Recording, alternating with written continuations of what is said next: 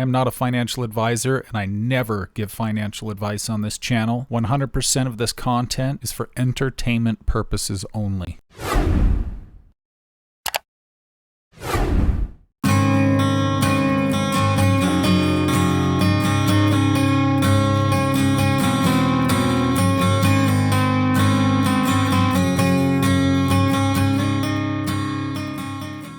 Hello everybody, I hope you're all doing well. It's Lane here with MetaShackle, and today we are going to be going over the viewer's choice video, of which I had many suggestions, breaking it down into two votes, the low category and the high category. In order to give the cryptos that had lower votes a better chance of getting in, I decided to split the high versus the low, of which Shiba won the low vote, and XLM won the high vote. But as I said in my comments, and many of you have probably read, I had a little trick up my sleeve. So in order to just show my appreciation for all of you for your support, I decided to cover all four cryptos in each of the two viewer's choice videos. So the video you're watching now is the low vote, and the video that will be coming after this will be the high vote, which will be highlighting XLM, XDC, Ondo, and XPR. But in this particular video, we'll be going over Velo, Shiba, XCN, and Sui. For additional information and exclusive perks, do consider joining me on Patreon.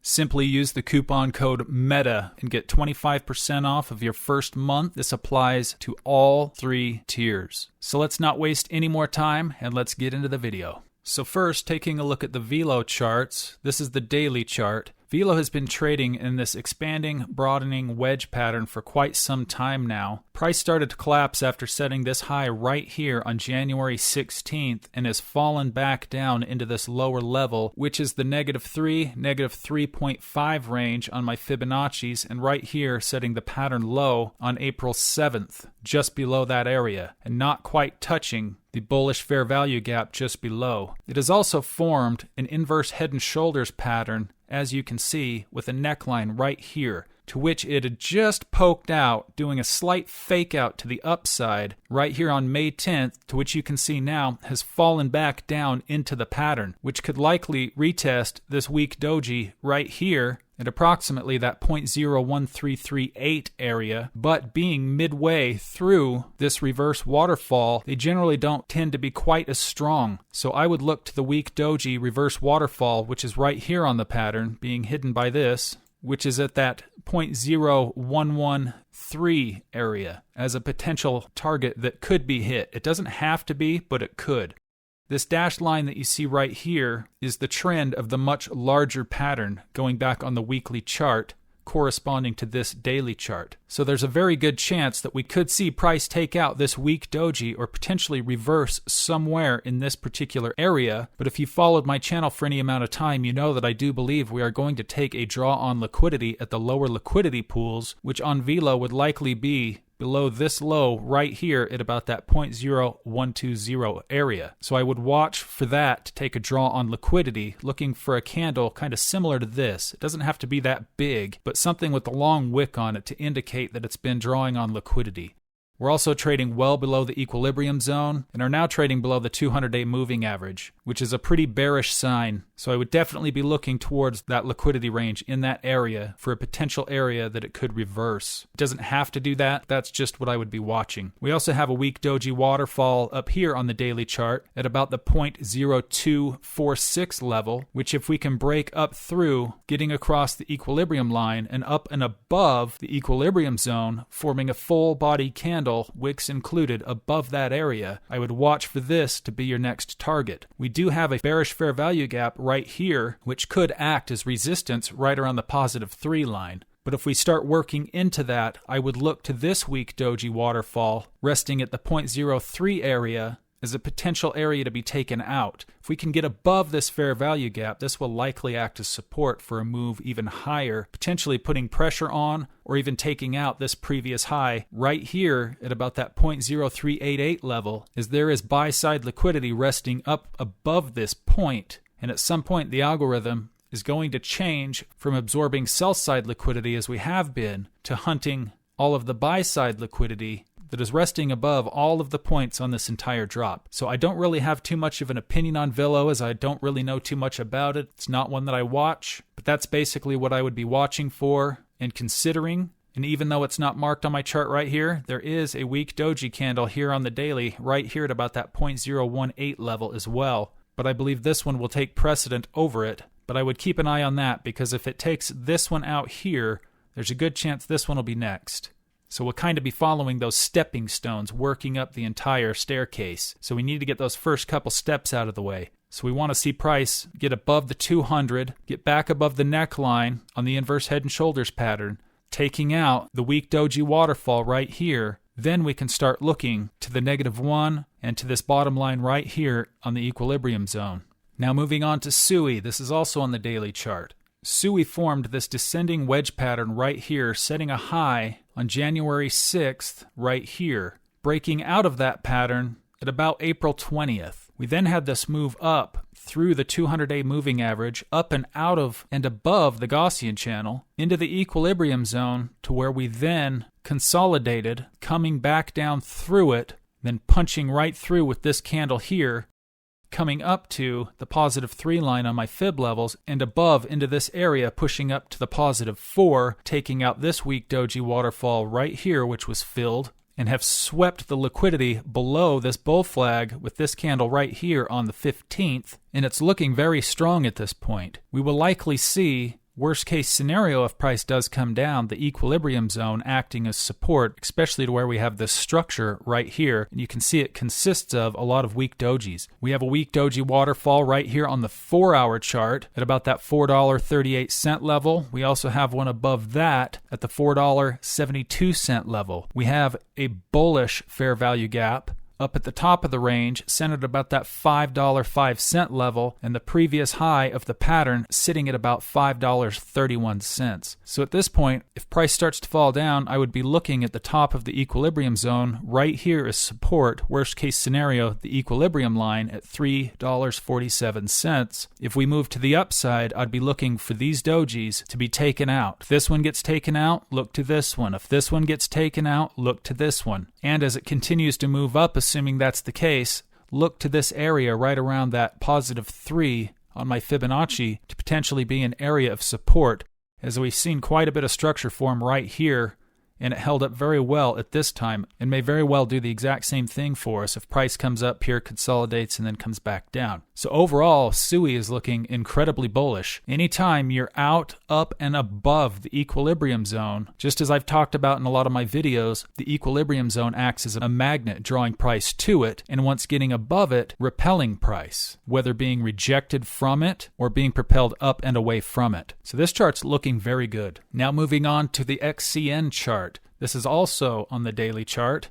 I actually just recently covered this. We had a high set right here after the Trump election pump on January 26. We then fell back down, forming a rather shaky but a descending wedge pattern nonetheless, to which we broke out, did a slight retest here on April 7th, breaking out, coming up through the equilibrium zone, testing right off of the top level. This was essentially a liquidity run on buy-side liquidity, resting above these previous highs. Price then consolidated back down into that -3, -3.5 range, which is very common. Now being above the 200-day moving average, it was acting as support, even though it did fall back through right here. In the last video, I mentioned that we did form this upper trend line right here, to which we just broke out of on the 15th of May, and have now formed a nice dragonfly doji candle above the -2 line, which could be a very good sign. We now have a bullish fair value gap right here in this area, centered at about the 0.0145 cent area, which could act as another support mechanism,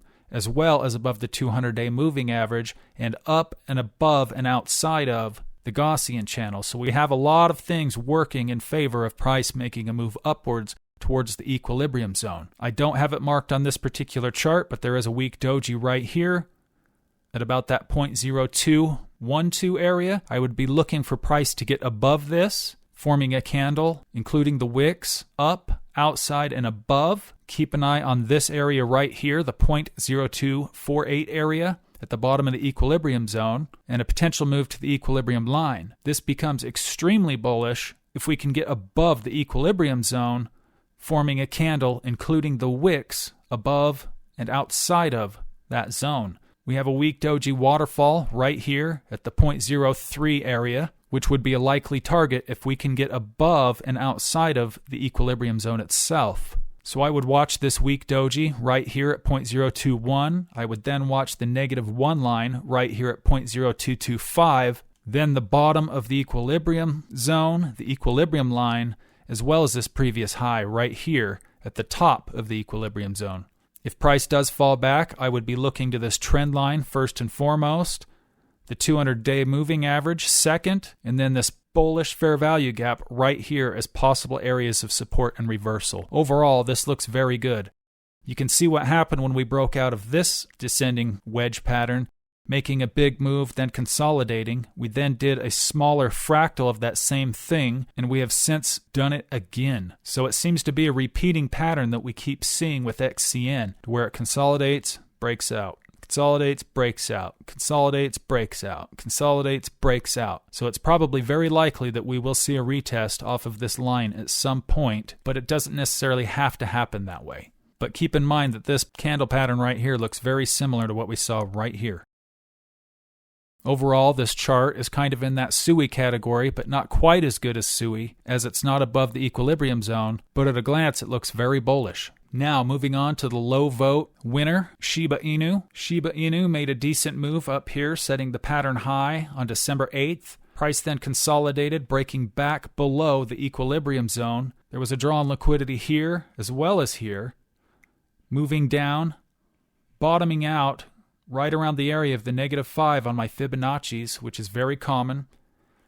And one thing I'd like to mention, a lot of times what you will see above, you will also see below. And many of you have probably heard that phrase, as above, so below. And that principle does apply to the fib levels within the equilibrium zone pattern in the way that I use it.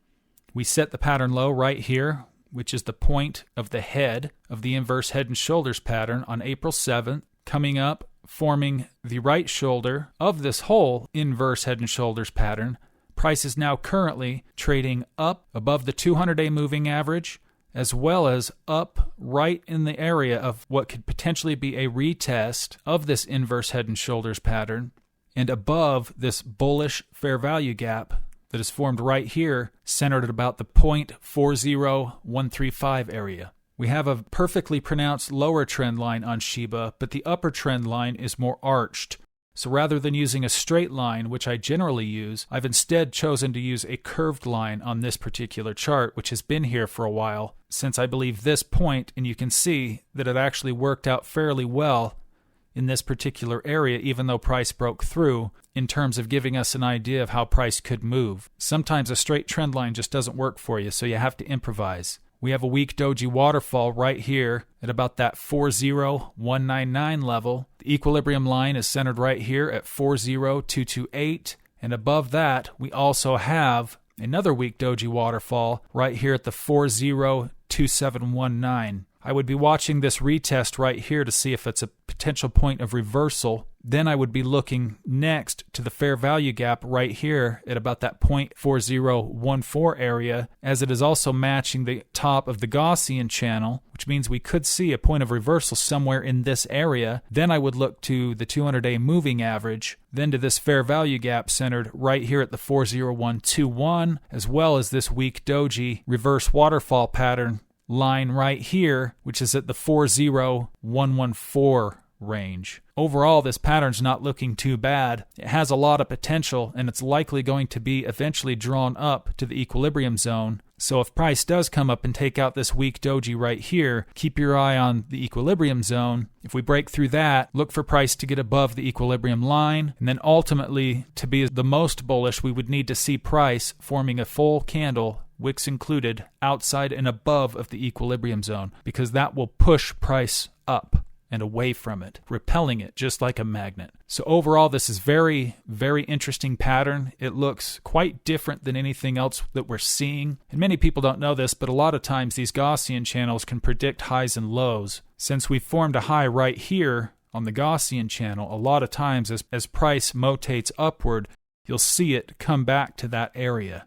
So you could be in a very good position here with Shiba, and if it does break to the downside, maybe a good opportunity to add to your stack and accumulate more if that's something that you're looking to do. I'm certainly not giving you financial advice, but looking at the pattern overall, anyone buying down in this area down here is getting a better price than anyone who's bought earlier than March, so it could present a good opportunity. It doesn't necessarily mean that it's going to do that, but if it does, that might be something that you'd want to consider. So thank you so much for watching. I appreciate each and every single one of you. Please do me a favor and hit the like button down below, as it doesn't cost you anything and it definitely helps the channel with the algorithm. Keep your eyes peeled for the second video that will be coming up very soon, which I'll be going over XLM, XDC, Ondo, and XPR. So hit that like button and help me get through the algorithm.